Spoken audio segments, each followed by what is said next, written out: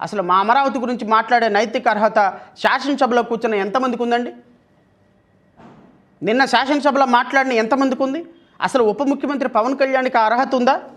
రాజధానికి భూములు ఇస్తే వైకాపా నేతలు అవమానించారు. మంత్రి హోంమంత్రి అనిత, నేను అడుగుతున్న హోంమంత్రి అనితని, ఎన్నిసార్లు నువ్వు అమరావతి ఉద్యమంలో పాల్గొన్నావు చెప్పండి? ఎన్నిసార్లు అమరావతి ఉద్యమంలో పాల్గొన్నారు? రాజధాని అమరావతి అని జగన్ చెప్పలేదా? సవిత, ఏపీ రాజధాని అమరావతి చట్టబద్ధత కల్పిస్తూ అసెంబ్లీలో తీర్మానం చేయటం భావితరాలకు భరోసాని ఇస్తుందని అని సో అండ్ సో మినిస్టర్ గారు అన్నారంట. అసలు ఈవిడ అమరావతి అనే పేరు తరల్చడం మొదటిసారి నేను వినటం. ఈ రోజు వరకు అసలు అమరావతి గురించి విష్ణుకుమార్ రాజు కానీ, సబిత కానీ, లేకపోతే సత్యకుమార్ యాదవ్ కానీ, లేకపోతే ఈయనెవరు అచ్చెన్నాయుడు కానీ, స్పీకర్ అయ్యన్న పాత్రుడు కానీ, నారాయణ కానీ, వీళ్ళ ఎవరైనా అమరావతి రైతుల కోసం చిన్నపాటి పోరాటం చేసిన చరిత్ర ఉందా?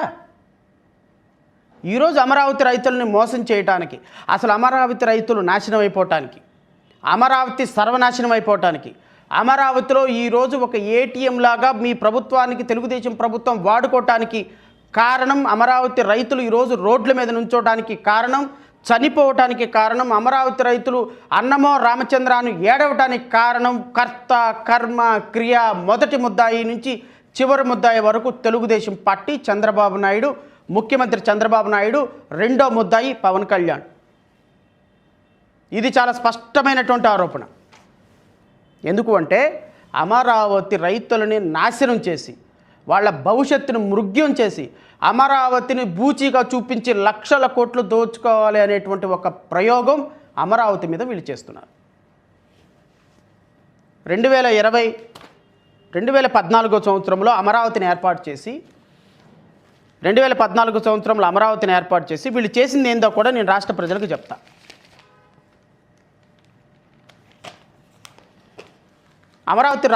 అమరావతిని ఏర్పాటు చేసండి 2024 సంవత్సరంలో, 2014 సంవత్సరంలో అమరావతిని ఏర్పాటు చేసి వీళ్ళు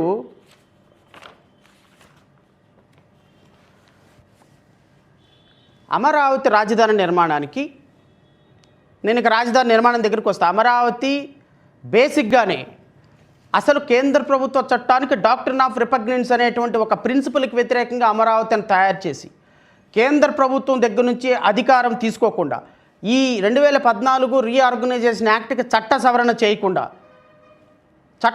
చేయకుండా అమరావతిని రాజధానిగా నిర్ణయం చేస్తూ చారిత్రాత్మక తప్పిదం చేసినటువంటి చంద్రబాబు నాయుడు ప్రభుత్వం రైతులకి ఇప్పటికి సమాధానం చెప్పాల్సిందే. 12 సంవత్సరాల తరువాత ఈరోజు శాశ్వత రాజధాని అని మీరు ఆర్భాటాలు చేసి అద్భుతంగా ప్రొజెక్షన్స్ ఇచ్చేటువంటి మీరు రాష్ట్ర ప్రజలకి, అమరావతి రైతులకి సమాధానం చెప్పాలి.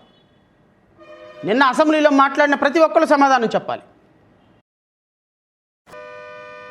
అమరావతి రాజధాని సరే మంచో చెడ్డో ఏర్పడిన తర్వాత అమరావతి రాష్ట్ర రాజధానికి భూములు కావాలి అనేటువంటి ఒక అద్భుతమైనటువంటి ప్రణాళిక తయారు చేశారు.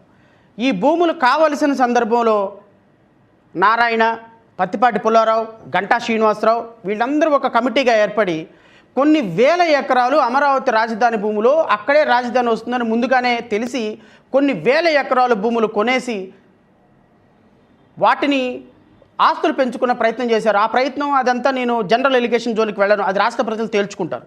దాని గురించి నేను మాట్లాడి అనవసరంగా టైం వేస్ట్ చేసుకోదలుచుకోవాలి. అసలు రాజధాని నిర్మాణ పనుల్లో ఎంత అవినీతి జరుగుతుంది, ఎలా జరగబోతుంది అనేది రాష్ట్ర ప్రజలు తెలుసుకోవాలి.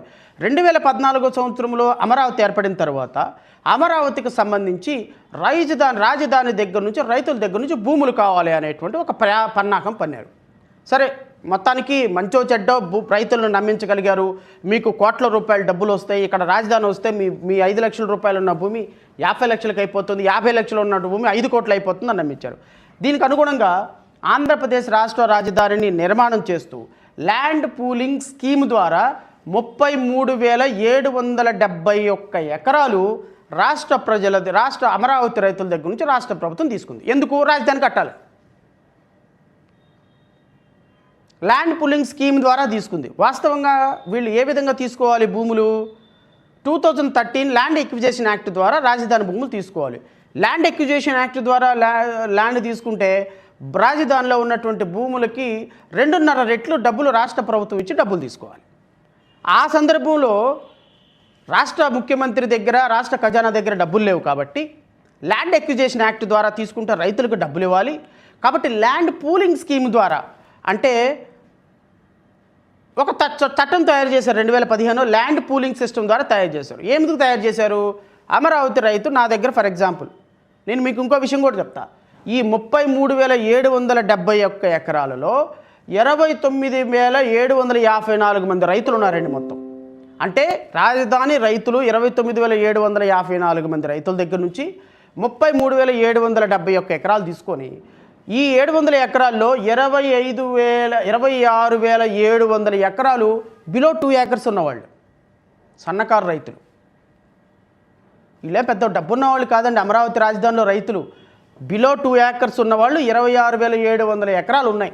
అంటే 5,000 ఎకరాలు మాత్రమే, 5,000 ఎకరాలు మాత్రమే అబౌవ్ 2 ఏకర్స్ ఉన్నటువంటి రైతులు ఇచ్చింది. అంటే చిన్న మధ్య సన్నకారు రైతులు. ఈ 26,700 ఈ 33,771 ఎకరాలలో 70% భూములు ఇచ్చింది ఎస్సీ, ఎస్టీ, బీసీ, మైనారిటీ. రాష్ట్ర ప్రజలు గమనించాలి, అందరూ నిరుపేదలేనండి. మహా అయితే 2 ఎకరాలే. 2 ఎకరాలు ఉన్న ఆసామి బిలో మిడిల్ క్లాస్ అనుకోవాలి. ఈ రోజుల్లో వ్యవసాయం చేయటం ఎంత నరకమో మీ అందరికీ తెలుసు, రాష్ట్ర ప్రజలకు తెలుసు, రైతులకు తెలుసు. దానికి ఏం పెద్ద చెప్పని అవసరంలా. 2 ఎకరాలు ఉన్న ఆసామి ఏ విధంగా డబ్బులు సంపాదించుకుంటాడో, పిల్ల ఫీజులు కట్టడానికి కూడా బాధపడతాడు 2 ఎకరాలు ఉన్న ఆసామి. అలాంటి రైతులందరూ రాజధానిని నమ్మి, ముఖ్యమంత్రి చంద్రబాబు నాయుడిని నమ్మి, ఇదిగో భారతీయ జనతా పార్టీని నమ్మి మాకేదో జరుగుతుంది, మాకేదో రీకాన్స్టిట్యూటెడ్ ఫ్లాట్లు వస్తాయని ల్యాండ్ ఎక్విజిషన్ యాక్ట్ ద్వారా తీసుకుంటే ఒక్కొక్క ఎకరానికి 2.5 చోట్ల డబ్బులు ఇవ్వాలి. రాష్ట్ర ప్రజల దగ్గర ఖజానాలో డబ్బు లేదు. అందుకని ముఖ్యమంత్రి చంద్రబాబు నాయుడు తెలివిగా 2015 ల్యాండ్ పూలింగ్ స్కీమ్ రూల్స్ అని ఒకటి తయారు చేశాడండి. రూల్స్ అని తయారు చేసి ఏమన్నాడా, శ్రవణ్ కుమార్ నువ్వు నాకు 2 ఎకరాలు ఇచ్చావనుకో పొలం, ఈరోజు నేను దాన్ని పూర్తిగా డెవలప్ చేసిస్తా, సింగపూర్ రాజధాని చేసేస్తా.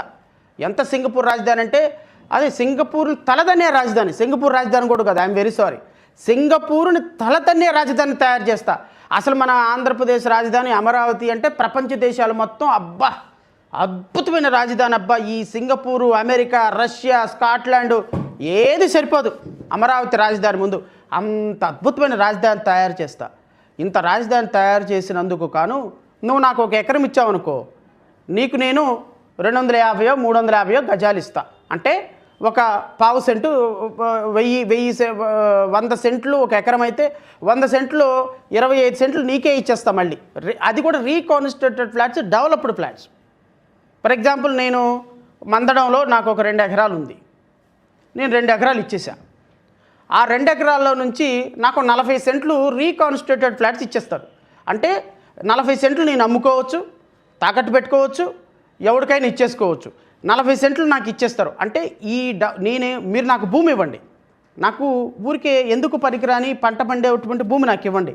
ఆ భూమి సింగపూర్ తలదన్నేటువంటి రాజధానిగా తయారు చేసి 40 సెంట్లు నీకు ఇస్తా, నీ పేరు మీద రిజిస్టర్ చేస్తా.